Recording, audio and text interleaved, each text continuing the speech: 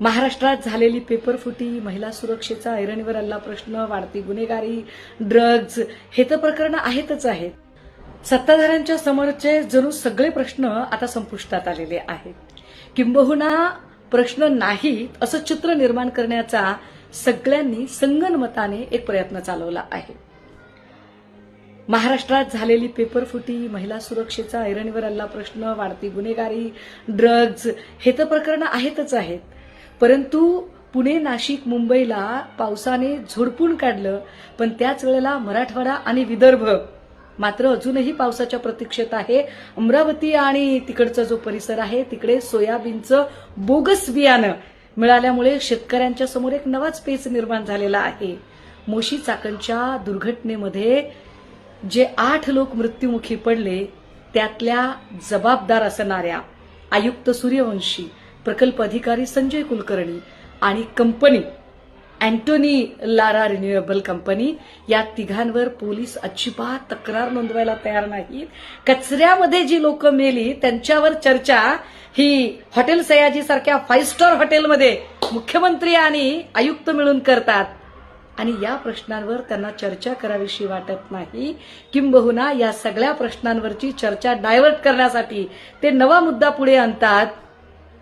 एकीकडे ज्या अयोध्येच्या राम मंदिराला देशभरातल्या लोकांनी प्रचंड आध्यात्मिक आणि श्रद्धाभावाने भरभरून दान दिलं होतं, त्या दानपेटीवर डल्ला मारणारे सत्ताधाऱ्यांच्या जवळचे आहेत. सत्ताधारी त्याला उत्तर द्यायला बांधील आहेत. मात्र ही सगळी चर्चा डायव्हर्ट करायची आहे म्हणून ठरवून चर्चेला काय येतंय तर आमिर खानचं लग्न.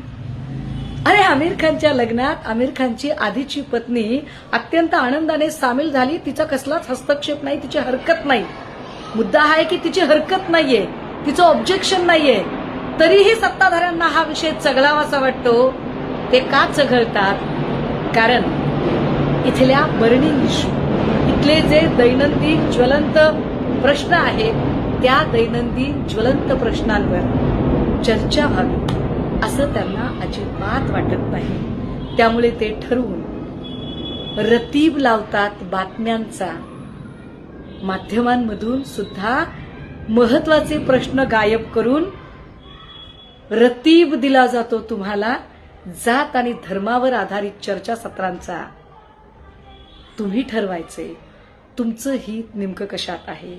जात आणि धर्माच्या अँगलने या ज्या चघळून चोथा झालेल्या विषयांची की शिक्षण, आरोग्य, सुरक्षा आणि मोशी चाकणसारखी दुर्घटना आणि त्या दुर्घटनेत मृत्युमुखी पडलेल्या लोकांच्या जीवाची किंमत, चर्चा कशावर करायची, डिसिजन इज युअर्स.